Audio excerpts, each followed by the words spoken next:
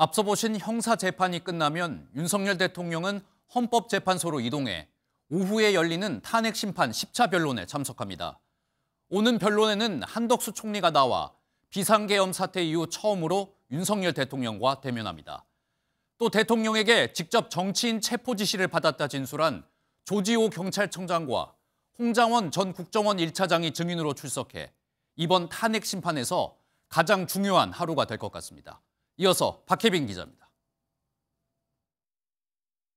오늘 오후 3시 헌법재판소에서 열리는 윤석열 대통령 탄핵 심판 10차 변론 기일에 출석하는 증인은 모두 3명입니다. 가장 먼저 증언대에 오르는 증인은 한덕수 국무총리입니다. 한 총리는 국회 청문회 등에서 계엄 전 국무회의의 절차적 정당성을 지적한 만큼 이에 대한 양측의 신문이 이어질 것으로 보입니다.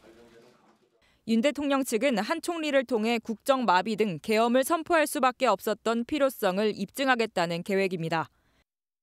이미 한 차례 증인으로 나왔던 홍장원 전 국정원 1차장에 대한 신문도 다시 이뤄집니다.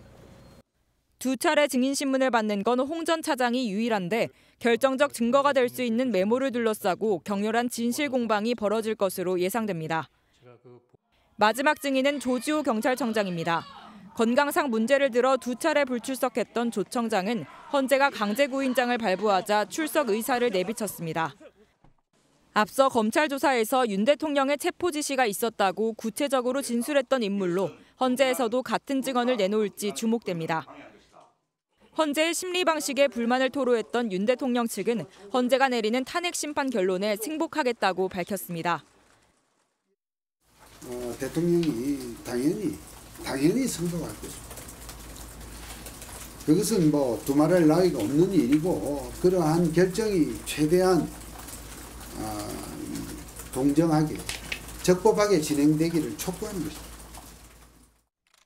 헌재가 추가 기일을 잡지 않을 경우 양측의 최종 의견 진술과 평의 등을 거쳐 다음 달 중순쯤 탄핵 심판 선고가 이뤄질 것이라는 전망이 나옵니다.